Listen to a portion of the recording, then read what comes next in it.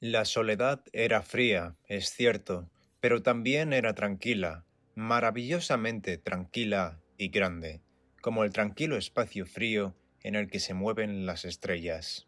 El lobo estepario es una novela del escritor Hermann Hesse, publicada en 1927. Se trata de uno de los títulos más célebres de este escritor.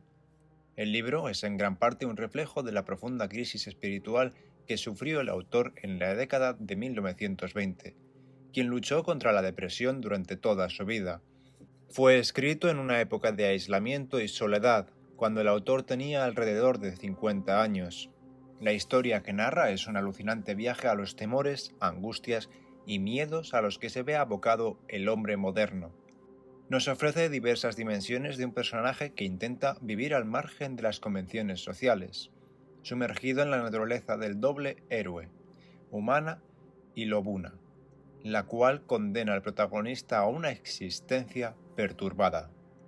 El protagonista es Harry Haller, un hombre solitario e insatisfecho con su vida, el cual describe su estado mental entre una mezcla de hombre y lobo.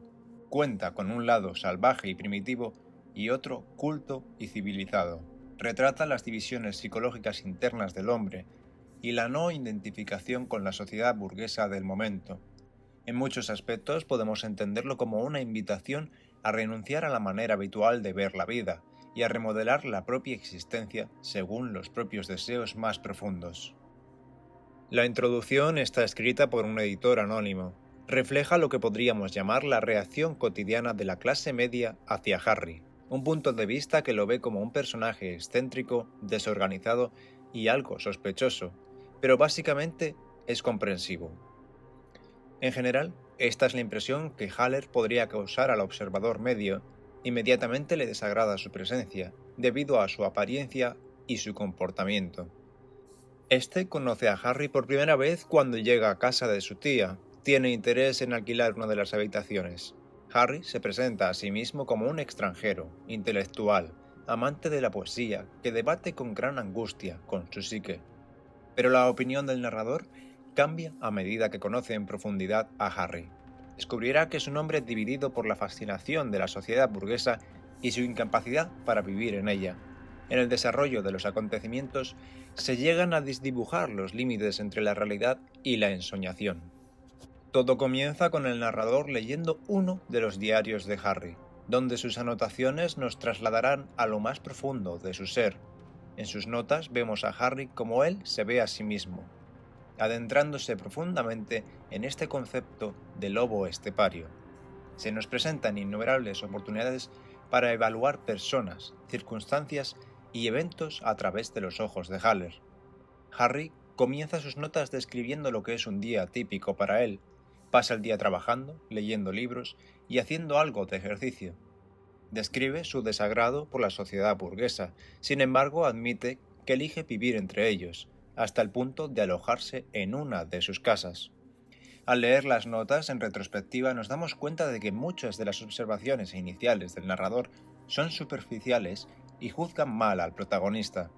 En esta primera sección de las notas se presentan los principales temas y conflictos del texto, como son la soledad, la división, el elitismo o la mediocridad, y en última instancia el suicidio. Harry es un hombre de contradicciones, contradicciones que cortan su alma tan profundamente que lo llevan al borde de la existencia en su intento por resolverlas.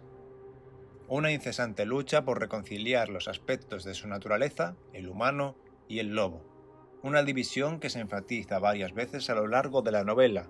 A veces es el lobo quien gana, a veces es su humanidad quien prevalece, representando nada menos que el inconsciente, ese lado de la naturaleza humana que ha permanecido dormido. Durante un paseo descubre una serie de carteles que llaman su atención.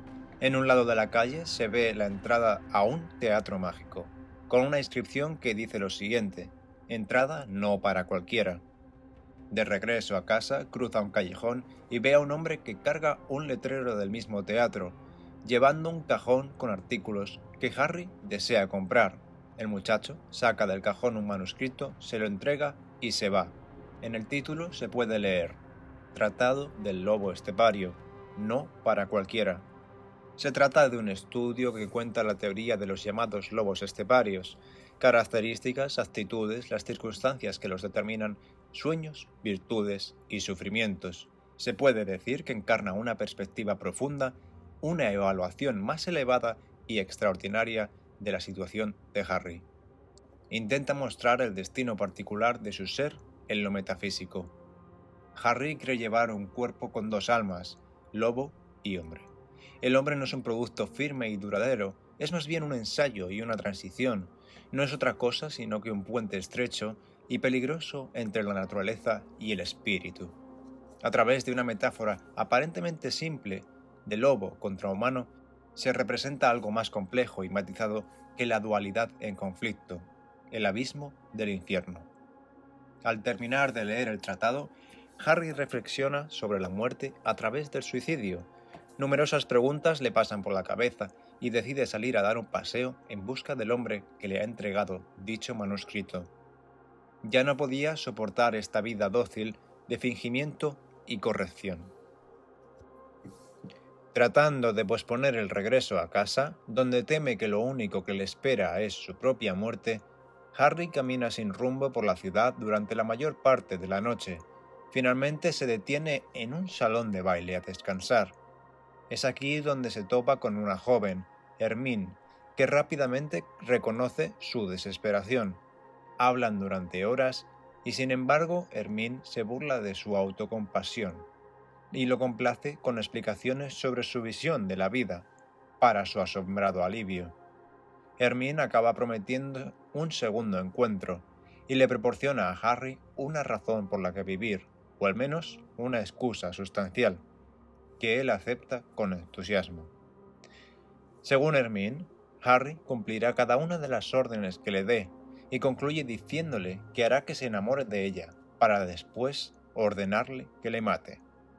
Una vez más se nos muestra el análisis de la condición humana, el individuo inmerso en múltiples contradicciones y enfrentado a un mundo hostil y absurdo.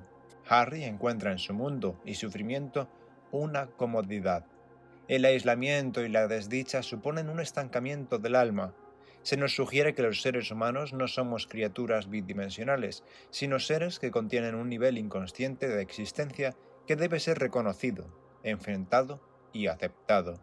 El hombre moderno debe aprender a reconocer su sombra, su lado oscuro, a aceptarlo como su hermano, integrarlo y asimilarlo en sí mismo.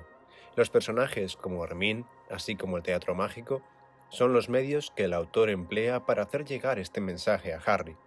Este tipo de revelación le permitirá liberarse del peso de vivir al borde de la locura y la autodestrucción. Solo para los locos. Estas palabras se convierten en el lema del tratado y posteriormente en el lema de las experiencias de Harry.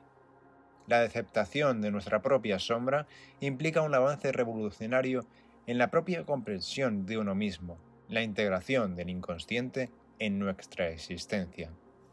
Durante las próximas semanas, Hermine le presenta a Harry las indulgencias de lo que él llama los burgueses. Le enseña a bailar, lo introduce al uso de las drogas, le encuentra un amante, María, y lo más importante, lo obliga a aceptar estos aspectos como legítimos y dignos de una vida plena. Más adelante, Harry conoce a Pablo, un músico y anfitrión del teatro mágico. También le presenta a María, quien se convierte en su amante. Eventualmente el personaje principal se atreve a bailar y a reírse del lobo y del hombre. La existencia de Harry es una constante reflexión sobre todo lo que le rodea. El infierno es la convivencia forzada con quienes no comprenden ni respetan tus sentimientos más profundos.